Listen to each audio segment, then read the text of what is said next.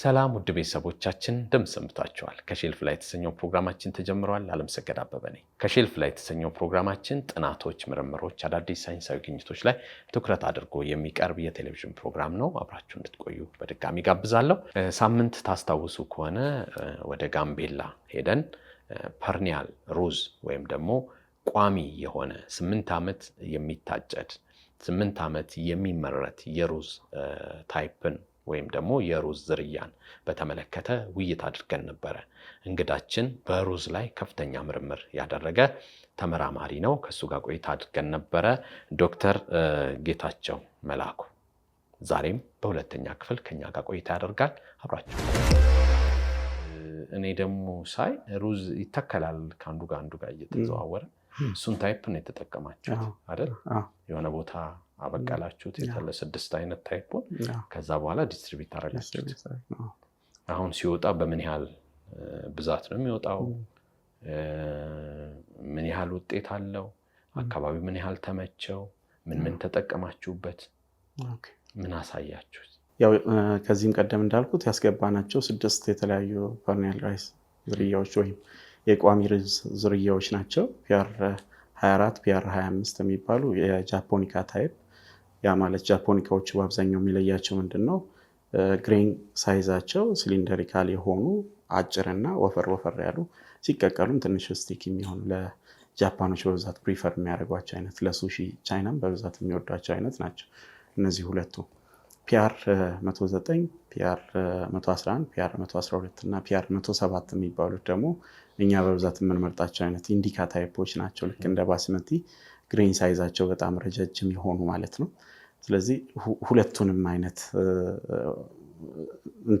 አውዶችን ይዘን ነው የመጣ ነው ማለት ነው። ወይም ደግሞ ወደ ሳውዲ ስታር ያስገባ ነው። 2 አይነት የአዘራር ዘዴ አለ በሩዝ። አንደኛው ዳይሬክት ሲድድ የሚባለው ነው። ይሄ የመጀመሪያው ምንድነው? ዘሩን በየሆነ ርቀት ላይ ማስቀመጥና ከዛ እሱን እየተከታተሉ በራሱ እንዲያድግ ማስቻል ነው። ሁለተኛው ደግሞ ትራንስፕላንቲንግ የሚባለው ነው። ትራንስፕላንቲንግ የምንለው ደግሞ ለ1-3 ሳምንት ያክል ወይም ከዛም በላይ ሊሆን ይችላል በደንብ ማቹር እስከሚያደርግ ድረስ ትንሽዬ ፕሎት ኦፍ ላንድ አዘጋጅቶ ትንሽ መሬት አዘጋጅቶ እዛ ላይ ዘሩን ብሮድካስት በማድረግ በማሰራጨት ትንሽ አፈር አልብሶ ውሃ እየሰጡ ብቻ የተወሰነ ጊዜ መጠበቅ ነው። ከዛ እንዲያውም አሁን በቻይና ኢኮሎጂ እስከ 35 ቀን የቆየው ትራንስፕላንት ችግኝ ለመሆን ማለት ነው ከተዘራበት ብሮድካስት ከተደረገበት። ያው እኛ የተጠቀምነው ይሄ ትራንስፕላንቲንግ ቴክኒኩን ስለሆነ በእኛ ሀገር ኮንቴክስት 25 ቀን አካባቢ ነው የፈጀብን። ያ ማለት 10 ቀን ቀንሶልናል ማለት ነው ሲድሊንግ ላይ ለመድረስ ማለት ነው። እንግዲህ የሚያሳየው ያንን ነው።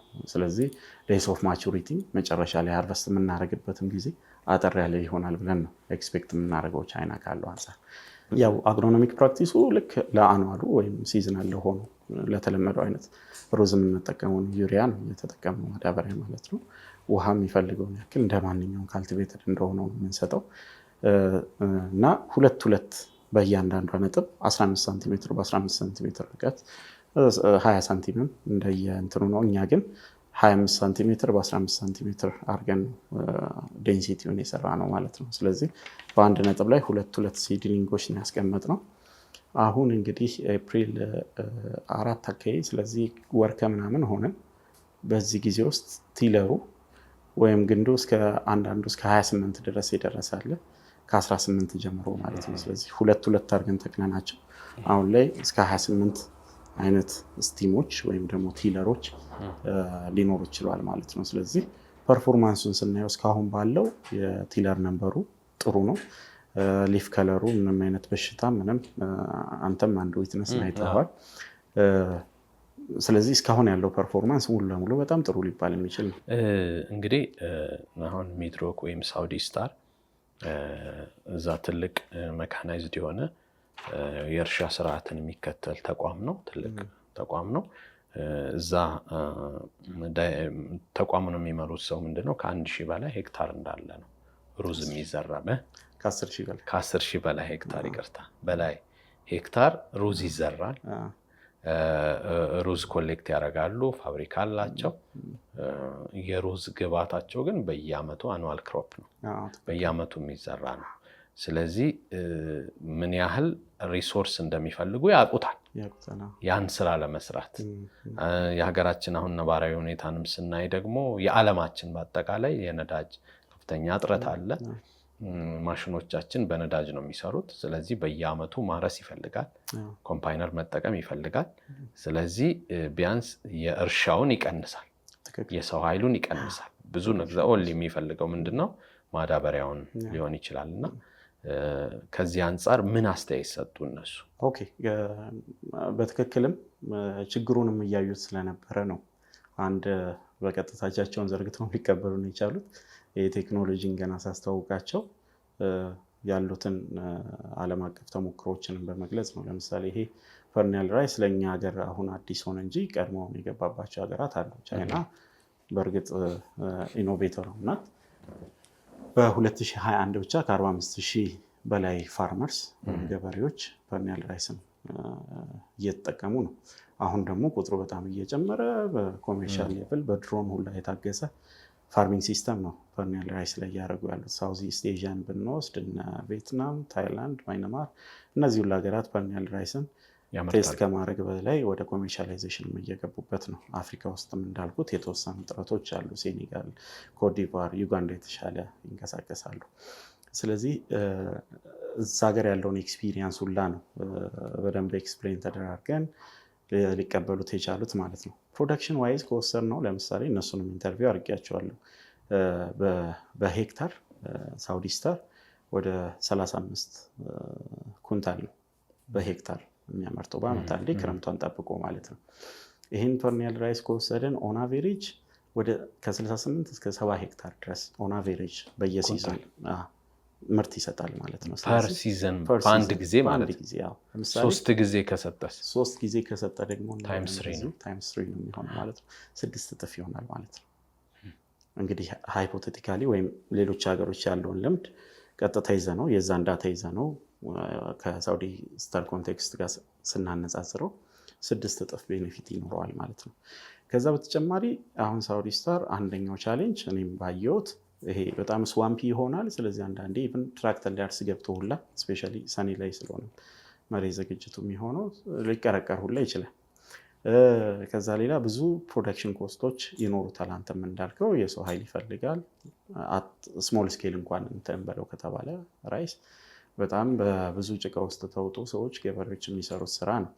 ስለዚህ ይሄ ሁላ ሌበር ኢንተንሲቭ የሆነ ነገር በደንብ የሚያስቀር ነው ማለት ነው። እንዲሁም በእያንዳንዱ ልክ የመጀመሪያው ኦኬ ተመሳሳይ የሆነ ፋርሚንግ ፕራክቲስ ወይም ላንድ ፕሪፓሬሽን ይኖራል። የመሬት ዝግጅት፣ ዘር ማፍሰስ ምናምን የሚባሉት ነገሮች ተመሳሳይ ይሆናል። ከዛ በኋላ ግን እያጨድን ራሱ ብቻ ሪጀነሬት እያደረገ መሄድ ነው ማለት ነው። ከዛ በኋላ እነዚህ ሁላ ወጪዎች አይኖሩም። ስለዚህ በየሳይክሉ በተጠኑ ጥናቶች እስከ $1,000 ወይም ደግሞ እስከ 150,000 ብር በሄክታር በየሳይክሉ ሴቭ ማድረግ ይቻላል። ከዚህ ከሌበሩ ማለት ነው። የትራክተር ወይ የሰው ጉልበት ወይ የፊውል ወጪ አይኖርም ማለት ነው። ስለዚህ ይህን ሁላ ቤኔፊትም በደንብ አድርገው ካልኩሌት አድርገውት ነው በትክክል ሰፖርቲቭ ሆነውም አብረውን እየሰሩት ያሉት ማለት ነው። እንግዲህ አንዳንድ ዝርያዎች ብዙ ከተለፋባቸው በኋላ አንዳንዴም 5 ዓመት አንዳንዴም 10 ዓመት ወደ ገበሬው በመለቀቅ ሂደት ውስጥ የተለያዩ የሚያልፏቸው ሳይክሎች አሉ፣ የሚያሟሏቸው ጉዳዮች አሉ። ስለዚህ እንግዲህ ቫራይቲ ሪሊዝ በሚደረግ ሰዓት የሚመለከተው አካል አለ። እንደ ኢፒኤ አይነት ተቋም አሉ። እንደገና የዘር አጽዳቂ ኮሚቴ የሚባሉ አሉ። እነሱ ሁሉ ማጽደቅ አለባቸው። ስለዚህ ወደ ገበሬው እጅ ለመድረስ ወይም ደግሞ በዚህ በሜካናይዝድ እርሻ ላይ ወደሚሰሩት ተቋማት ለመድረስ ያው እንግዲህ ሌላ ደግሞ ሳይክልና ፕሮሰስ ይፈልጋልና በዚህ ላይም ደግሞ ማየት ያስፈልጋል። አንድ የምርምር ውጤት ምርምሩ ከተሰራ በኋላ የላቦራቶሪ ጉዳይ የሰርቶ ማሳያው ወይም ደግሞ ፕሮቶታይፕ ሪሰርቹ ካለቀ በኋላ እንደገና ደግሞ የዘር ማባዛት፣ እውቅና መስጠት፣ ፈርሞ መልቀቅ፣ ሳይድ ኢፌክቱን ቼክ ማድረግ፣ አጠቃላይ እያንዳንዱ ነገር ተጠንቶ ነው የሚለቀቀውና ስለዚህ እዚህ ላይም ታሳቢ ያደረገ ውይይት ማድረግ አለብን ብዬ አምናለሁና ምን ሀሳብ መስጠት ይቻላል? እውነት ነው። በትክክል እነዚህን ሁላ ነገሮች ቀድመን የምናውቃቸዋለን። ምክንያቱም ቤቲን እንደተቋም ራሱ ከዚህ በፊት የለቀቃቸው ዝርያዎች አሉ። በቆሎ ላይ ሌሎችም መሰል ሲሪያልስ ላይ ማለት ነው። እና ያን ፕሮሲጀርም ስለምናውቀው መጀመሪያ የተነሳ ነው እንደ ፓይለት ስተዲ ጋምቤላ ላይ ኢሪጌሽን ፋሲሊቲውም ስላለ ቅድሚያ ከዛ ሌላ በትክክልም ቀድሞ አፕሮች ያደረጉን እነሱ ስለነበሩ አንድ ኮንፈረንስ ኤዩ ላይ ነበረ የቻይና ዴሌጌቶች ሲመጡ እኔም ከቻይና አብሬያቸው መጥቼ እዛ ላይ ነው ብዙን ነገር ዲስከስ አድርገን የጨረስ ነው። ለዛም ነው በቀላሉ ሰብረን ወደ ሳውዲ ስታር ልንገባ የቻልነው ማለት ነው። እና ይሄ ሁላ ነገር ምንድን ነው በትክክል አንድ ሲዝን እንየው ጋምቤላ ላይ ፐርፎርማንሱን፣ ከዛ ሌላ በቂ የሆነ ዘርም ምክንያቱም የተላከልን 3 ኬጂ ነው፣ ግማሽ ኪሎ በቫራይቲ ነው የሰጡን ለሪሰርች ፐርፐስ ስለሆነ ማለት ነው። ስለዚህ ጋምቤላ ላይ እናየው እና በቂ የሆነ ዘር ከዚህ ከመጀመሪያው ሲዝን እንደምናገኝ እናምናለን። ስለዚህ ተጨማሪ ሎኬሽኖች ማሰብ ነበረብን። አሁን ወደ አግሪመንት እየመጣን ነው ከኢትዮ ሹገር ግሩፕ ጋር አንድ ተጨማሪ 3 ሎኬሽን ኦሞ ላይ፣ ወንጂ እና አዋሽ ላይ እንደዚሁ ተጨማሪ ሙከራዎች እናደርጋለን ማለት ነው። ስለዚህ አንድ ዝርያ ለመለቀቅ ለምሳሌ መልቲ ሎኬሽን ትራያል ግዴታ ነው በብዙ ቦታዎች ላይ። ምክንያቱም ጋምቤላ ላይ ብቻ ፐርፎርም ስላደረገ አይ በቃ ይሄ ቤስት ነው ብለን የምንለቀው አይነት አይደለም ማለት ነው። ስለዚህ ለቀጣዩ ክረምት በቂ ዘር እንደ ባካፕ ከጋምቤላ እናገኛለን ከሳውዲ ስታር ብለን እናስባለን። አሁን የዘራ ነው ስላለ ስለዚህ እነሱም ደግሞ የተለያዩ ቦታዎች ላይ ዲሲሚኔት አድርገን ፐርፎርማንሳቸውን እናያለን ማለት ነው። ከዛ በኋላ ነው ወደ ቫራይቲ ሪሊዝ ኮሚቴ ሰሚት የምናደርገው ጥያቄያችንን ማለት ነው። ስለዚህ እስካሁን ያለው ከአገባቡ ጀምሮ በትክክል የሚፈልጉትን ፕሮሲጀሮች ተከትለን ነው እየሄድን ያለ ነው። እንግዲህ አካባቢ ጥበቃንም አብረን እናነሳለን። በተጨማሪም ደግሞ አንዳንድ ዝርያዎች ለበሽታና እንደዋ ወይም ለብርድ እንደዚህ ነገር የመጋለጥ ነገር አለ አይደል? የተለያየ ነገሮች አሉ፣ እክሎች አሉ። ስለዚህ እንደገና ደግሞ አረም ራሱን የቻለ ነገር ነው፣ ክትትል አለው። እንደገና ደግሞ አካባቢ ላይ ለምሳሌ አሲዳማነት ካለ እንደዚህ አይነት ነገሮች እንደ እክል ሆነው ሊከለክሉት ይችላሉ ይሄንን የዘር ታይፕ። ኦኬ እንግዲህ ያው በዋናነት ሪሰርች የሚፈልገው እንዲህ አይነቶችን ቻሌንጆችን ለመፍታት ነው። አንድ ነገር ኢንትሮዲዩስ ሲደረግ የሆነ እክል ሊገጥመው እንደሚችል ታሳቢ ይደረጋል። ለዛም ነው ምርምር እያደረግን ያለ ነው። ሪሰርች ፐርፎርማንስ ቀድመን ዲስትሪቢዩት ከመሆኑ በፊትም በትክክል እያንዳንዶቹን ቼክ ፖይንቶች አስቀምጠን ቼክ እያደረግን ያለ ነው። ለዛ ነው ግን ወደኋላ ተመልሼ ስለ ፈርኒያል ራይስ ቴክኖሎጂ ሳወራ ታስቦ የነበረው እንዲያውም ይሄ በጣም ቴሬስድ የሆነ በጣም ኤሮድድ የሆኑ ቦታዎች ላይ ለመዝራት ታስቦ ነው። ፈርኒያሊቲው ሶይሉ ራሱን ሪስቶር እንዲያደርግ እንዲያገግም ለማስቻል ታስቦ ነበር ሪሊዝ የተደረጉት። ግን ሎውላንድ ላይም በደንብ አድርገው ፐርፎርም ማድረግ ጀመሩ ማለት ነው። ምክንያቱም አንደኛ ነገር ሁልጊዜ ማረስ አይኖርም። ስለዚህ ሞር ኦፍ ሶይሉ ስታቢሊቲው ሜንቴን ይሆናል፣ የተጠበቀ ይሆናል ማለት ነው። ስለዚህ ያ በሚሆንበት ሰዓት እዛ ውስጥ ያሉ ማይክሮ ኦርጋኒዝሞች የራሳቸውን ስራ እየሰሩ ኒውትረንት ሳይክሉን እያፋጠኑ መሄድ ይችላሉ ማለት ነው። ስለዚህ ካርበን ሲኩስትሬሽን ወይም ደግሞ ያለው ኦርጋኒክ ካርበን አማውንት በአፈር ውስጥ እየተሻሻለ ወይም ፕሮሞት እየሆነ ይሄዳል ማለት ነው። ስለዚህ በቂ ኦርጋኒክ ማተር ባለ ቁጥር ደግሞ ናይትሮጅን ሳይክሊንግ ላይ ኢንሮልመንት ያላቸው ናይትሮጅን ፊክሲንግ ባክቴሪያዎች እና መሰል ሲምባዮቲክ ኦርጋኒዝምስ ለፕላንቱ ብዙ ጥቅም እየሰጡ የአፈሩንም ለምነት እያስቀጠሉት ይሄዳሉ ማለት ነው። ከዛ ባሻገር እንደዚሁ ባልታረሰ ቁጥር አንድ መሬት የካርበንና ናይትሮጅን ልቀቱ ወይም ፉትፕሪንቱ እየቀነሰ ነው የሚሄደው። ስለዚህ ብዙዎቹ ወደ አትሞስፌር የሚለቀቁ የካርበንና ናይትሮጅን ውህዶች አፈር ውስጥ እንዲቀሩና ተክሉ እየተጠቀማቸው አፈሩም የራሱን ስቴቢሊቲ ስትራክቸሩንም ሄልዙንም ጠብቆ ወይም የአፈር ጤናማነቱንም ጠብቆ እንዲሄድ የሚያስችለው አይነት ነው ማለት ነው። ስለዚህ ይሄ አንዱ እንዲያውም በጣም ለተጎዱ ቦታዎች ይሆናል ተብሎ ሃይፖቴቲካሊ እንዲታሰብ የሚያደርገው ወይም ደግሞ አሁንም በትክክል ኢምፓክት እያሳየ ያለበት የዚህ የቋሚ ሩዝ ወይም ፈርኒያል ራይስ መገለጫው ነው ማለት ነው።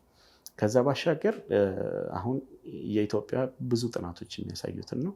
ኢትዮጵያ ውስጥ ከሚታረሰው መሬት 43% አካባቢ 43% የሚሆነው በአሲዳማነት የተጠቃ ነው የሚለው እና ፈርኒያል ራይስ ግን እዛው ላይ በሚቆይበት ሰዓት በየሲዝኑ የአፈርን ፒኤች ከ0.4 እስከ 0.5 ድረስ ማሳደግ ይችላል ማለት ነው። ስለዚህ ከ4 እስከ 5 ዓመት ድረስ ሜንቴን አድርገ ነው ይልዱን ብቻ ሃርቨስት እያደረግን ያን ፐርኒያል ራይስ ብናቆየው የአፈሩን ፒኤች ሌቭል ወደ ኒውትራሊቲ እስከ 6.5 ድረስ ሊያደርሰው ይችላል ማለት ነው። ስለዚህ ከዚህ ከአፈር አሲዳማነት ጋር ያለንን ችግር ሁላ ሊቀርፍ እንደሚችል ነው እኔ የማስበው፣ ሌሎችም ጥናቶች የሚያሳዩት ማለት ነው። አንዳንዶች አፈር አሲዳማነትና እንግዲህ የአፈር መጎዳትን በመተው ባለማረስ እንዲያገግም ማድረግ አለ።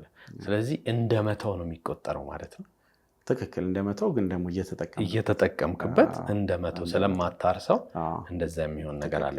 በጣም ደስ ይላል። እኔ አንተን እንግዲህ እንደ አንድ ተመራማሪና እንደ አንድ በቅንነት ለሀገሩ አንድ ነገር አስተዋጽኦ ሊያደርግ እንደሚፈልግ ተመራማሪ ነው ማይክ። አንድ ጊዜ ክቡር ጠቅላይ ሚኒስትራችን ምን አሉ? የሆነ አገር ላይ ሲሄድ መቼ ነው ይሄ ነገር እኛ ሀገር የማየው ብዬ አስብ ነበር ሁል ጊዜና ለሀገሬ ቀናን ነው። አሁን እዚህ ሀገር ስለሰራ ነው እዛ ብሄድ ምንም ነው የማይመስለኝ አሉ። እዛ ሀገር ያለውን ነገር እዚህ አፕላይ ተደረገ። እዛ ሀገር ያለውን የከተማ ኮሪደሩ እዚህ ሀገር እየተሰሩ ያሉ ብዙ ፕሮጀክቶችን እዛ ሀገር የተሰሩትን እዚህ ሀገር አፕላይ ማድረግ ተችሏል። ስለዚህ አሁን እዛ ባይሆን ባላየው ምንም ነው አሁን አሉ። ስለዚህ ምንድነው አንዳንዴ ቀናይነት ዶክተር አበበ ባለፈው 2 ቦታ ሄደናል። አንደኛው ሐረር ሄደናል፣ ሁለተኛው ደግሞ እስከ ሰቆጣ ድረስ ሄደንበታል። በዚህ በቆሎ ዝርያን እዚህ ሀገር በመሞከር እንግዲህ በምዕራብ አፍሪካ ላይ ውጤታማ የሆነ የበቆሎ ዝርያ እዚህ አፕላይ አድርገዋል። እሳቸው ውጭ ሀገር የሚሰሩ ሪሰርቸር ናቸው፣ ግን ለሀገሬ ብለው እሳቸውም ይህንን ነገር ይዘው መጡ እና እዚህ አፕላይ ተደርጎ አሁን እንደውም ቫራይቲ ሪሊዝ ላይ እየደረሰ ይመስለኛል። ስለዚህ ይሄ አንድ እድል ነው። ስለዚህ አንተንም ሳይህ ደግሞ እንግዲህ ፐርኒያል ሩዝ በዓለም አቀፍ ደረጃ ጥቅም ላይ ውሏል። ቻይናዎች እየተጠቀሙበት ነው፣ ሌላው ዓለምም እየተጠቀመበት ነው። ኢትዮጵያ ግን ገና አልተጠቀመችበትም። የጥቅሙ ደረጃን ደግሞ ቀድም አይተናል። ስለዚህ ምንድነው የምናመርተው 100% ከሆነ ወደ 600% በፐርሰንት እንኳን ብናወራ 6 ጊዜ እጥፍ አቅም መፍጠር ይቻላል ማለት ነው። ስለዚህ ይሄንን አስበህ ለሀገር እንደዚህ አይነት ነገር ይዘህ በመምጣት ቴንኪዩን ማለት ያስፈልጋል። ግን እንደዚህ አይነት አስተሳሰቦች ውጭ ሀገር የምናያቸውን ነገሮች ወደ ሀገራችን ኢንትሮዲውስ እንዲደረጉ ተመራማሪዎች የሚያደርጓቸውን ጥረቶች እንዴት እንደግፍ፣ አንድ ሁለተኛ እንደገና ደግሞ እነሱስ ለሀገሬ ብለው እንዲያስቡ ምን አስተያየት መስጠት ትችላለህ? አይ ካለኝም ልምድ አንጻር በዚህ ልክ እንዲህ ነው ማለት እንኳን ሊቸግረኝ ይችላል። ግን እንዲያው የራሴን ስነግርህ አንዳንዴ ነገሮችን ወጣ ብለህ ስታያቸው ነው የሚገቡ። ለምሳሌ እዚሁ ተምሬ ምንም አይነት ኤክስፖዠር ባይኖረኝ ወይ ቻይና ሜጄ ዩናን ዩኒቨርሲቲ ጆይን ባላረግ እንደ ተማሪ በዚህ ልክ ላላስበው እችላለሁ። ኖርማል እንደሆነ ተሰምቶኝ ከዚሁ ጋር ችግሩ ጋር ተራምጄ ልቆይ ይችላለሁ። ግን ሄድኩኝ እና አየሁት በምን ያክል ዴዲኬሽን እንደሚሰሩ፣ በምን ያክል ነገሮችን እየቀየሩ እየመጡ እንዳሉ ሳየው እኛ ጋር ደግሞ በደንብ አድርጎ ሪሶርሱም አለ፣ ሰዎችም ፍላጎት አላቸው ምናምን። ለምሳሌ ሳውዲ ስታር ላይ የሚሰሩ ልጆችን ቴክኒሻን በለው ወይ የጉልበት ሰራተኛው ምናምን በደንብ ዴዲኬትድ ሆኖ ነው የሚሰራው። ስለዚህ የሆነ ነገር ማቅረብ መቻል ነው ማለት ነው የሚጠበቅብን ብዬ እንዳስብ አደረገኝ። ስለዚህ ላረግ የምችለው ነገር ምንድን ነው? ያለኝም ጥሩ ኮንታክትም አንድ መንገድ ይመስለኛል። ወይ ጥሩ ተማሪ ነበርኩ መሰለኝ አላውቅም። ስለዚህ ብዙ ፑሽ አረኳቸው። ኢቨን የኢትዮጵያን አፍሪካ ላይ ያላትን ተሰሚነት፣ የኤርፖርቱን ምቹነት አፍሪካ ላይ በደንብ አድርገን አንድ ቤዝ ኢትዮጵያ ላይ ብናቋቁም የተሻለ ደግሞ ጥቅም፣ ምክንያቱም ሲመጣ ምንጩ ከአፍሪካ ነው። ስለዚህ ያን ነገር ለምንድን ነው ወደ አፍሪካ ማንመልሰው እያልኩኝ ብዙ ጊዜ እናወራ ነበረ፣ ከስራ አረፍም ስንል ማለት ነው እና ከቻይና ካሉት ቲሞች ጋር። ስለዚህ ያንን እነሱም በጥሩ መልኩ ወሰዱት መሰለኝ፣ እግዚአብሔርም ረዳኝ። ስለዚህ እዚች ደረስን። እኔ ትልቅ ነው ብዬ አላስብም ያለው ነገር ለእኔ ፐርሰናሊ። ከዚህ በላይ ብዙ ነገር ሰዎች ብዙ አድርገዋል። አላቅም እንግዲህ እንዴት እንደታሰበ ለአንተ ወይ ትልቅ ነገር አድርገህ አይተኸው ሊሆን ይችላል። ለእኔ ግን ምክንያቱም እንግዲህ ቅድም እንደገለጽከው አንተም እንግዲህ ፐርኒያል ራይዝ 8 ዓመት የምታጭደው የማታርስ ከሆነ ምን ያህል ቤኔፊት እንዳለው በ150 ሺህ ብር በየሲዝኑ ታገኛለህ። ትክክል ነው። ስለዚህ ፐር ሄክታር ነው እንግዲህ ታገኛለህ። ስለዚህ ያን ቀርቶልህ ምርቱን ግን በ6 እጥፍ ታገኛለህ፣ ማሳደገ በአመት ታገኛለህ ማለት ነው። ይሄ ትልቅ እድል ነው ባይነኝ ነኝ እና ከዛ አንፃር ይሄንን አሁን በሰፊው ስናስበው በሀገር ደረጃ ስናስበው ትልቅ ነገር ነው። ለምሳሌ በየጊዜው ስንዴ ይወጣል አይደል? የስንዴ አዳዲስ ዝርያዎች ይወጣሉ። አንዱ ካንዱ እኮ የተሻለ ነው። በሽታ በመከላከል ሊሆን ይችላል፣ በቆላማ አካባቢ እንደገና ደግሞ የሬንፎል መጠኑ ከፍ ያለ አካባቢ የሚበቅሉ ሁሉ የየራሳቸው ካራክተር አላቸው፣ ባህሪ አላቸው። ያንን ግን ተቋቁመው የተሻለ ምርት የሚሰጡትን ነው ሴሌክት የምናደርገውና እንግዲህ በምግብ ዋስትናም ደግሞ ላይ በሚሰራው ስራ ላይ አስተዋጽኦ ሊያደርጉ የሚችሉት ይሄ ከምግብ ዋስትናም አንፃር ማየት ይቻላል። ነገሪቱ ከምትፈልገው የውጭ ምንዛሬ በተጨማሪም ደግሞ ፕሮሰሲንግ ላይ ያሉ ተቋማትም ደግሞ ሊጠቀሙበት የሚችሉ ብዙ እድል ነው ብዬ ነው የማምነው እና ከዚህም አንፃር ማየት ያስፈልጋል። እና ያንን ነው እንግዲህ ዛሬ እዚህ ጋር ቆመን የምንሰራት ስራ እንደ ጭረት ናት፣ ግን ዓለምን ልትሸፍን ትችላለች። ስለዚህ አንድ ትንሽ የላቦራቶሪ ውስጥ የሚሰራ የሪሰርች ግኝት በዓለም አቀፍ ላይ ትልቅ ተጽዕኖ ሊፈጥር የሚችልበትም አጋጣሚ ብዙ ነው፣ እያየን ነው በየትኛውም ዘርፍ ላይ እና ከዛ አንፃር ነው። እና እንደው ማጠቃለያ ስጠንና ምን ደረጃ ደርሶ ማየት ትፈልጋለህ? ፐርኒያል እኔ ፐርኒያል ራይስ ማለት እነዚህ ብቻ ገብተውም በዚሁ ይቆማል ብዬም አላስብም። ከዛም በላይ ብዙ መሄድ አለብን ብዬ አስባለሁ።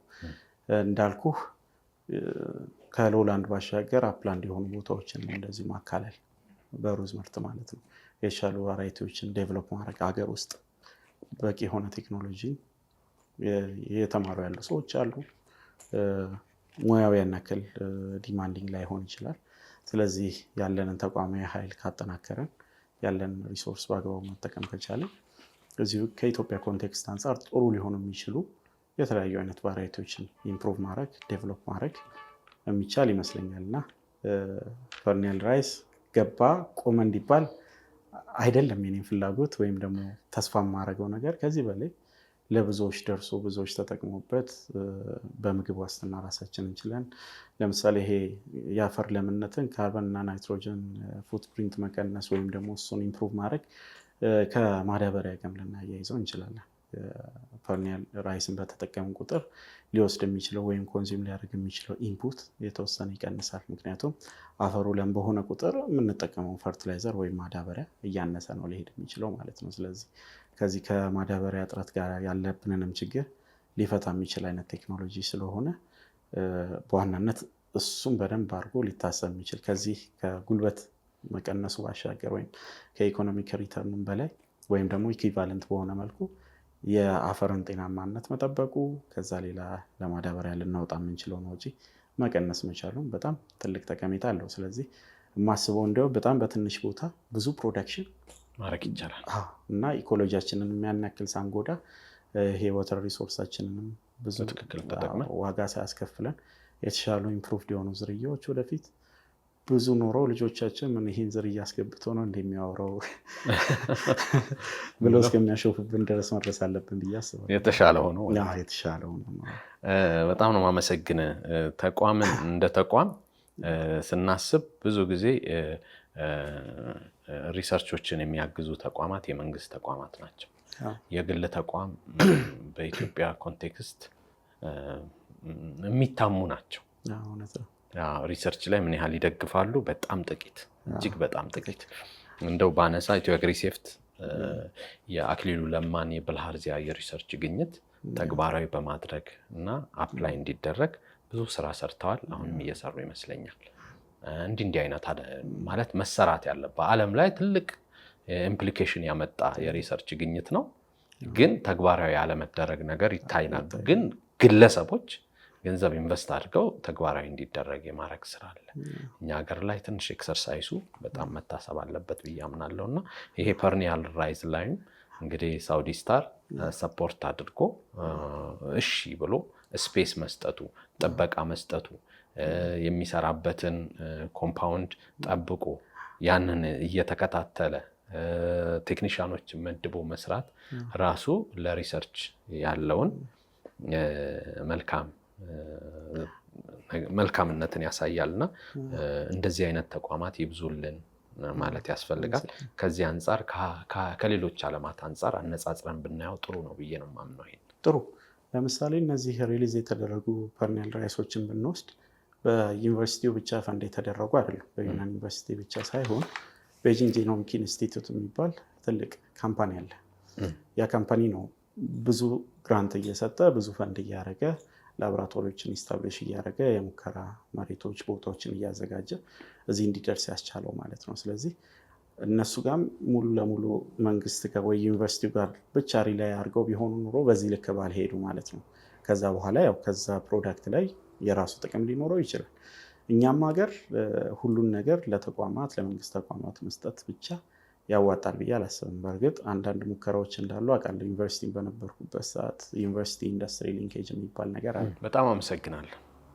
ውድ ቤተሰቦቻችን ከሼልፍ ላይ የተሰኘው ፕሮግራማችን እንግዳይ የነበረው በሁለት ፕሮግራም ዶክተር ጌታቸው መላኩ ነበረ። ያወራንበት ርዕሰ ጉዳያችን ደግሞ ሩዝ፣ በተለይ ደግሞ ፐርኒያል ሩዝ እንደ ቋሚ ሰብል 8 ዓመት እያጨደን በአመት 3 ጊዜ እየሰበሰብን እየወቃን እያመረትን 8 ዓመት ብናበዛው እንግዲህ 24 ጊዜ መታጨድ የሚችል ፐርኒያል ሩዝን በሀገራችን እንዲሞከር ያደረገ በሩዝ ላይ ብዙ ሪሰርቾችን የሰራ ብዙ ግኝቶች ያሉት ተመራማሪ ነበር እንግዳይ።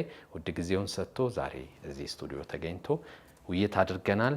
ባለፈው 15 ቀንም ደግሞ በጋምቤላ ክልልም አብረን ተጉዘን ውጤቱንም ተመልክተናል።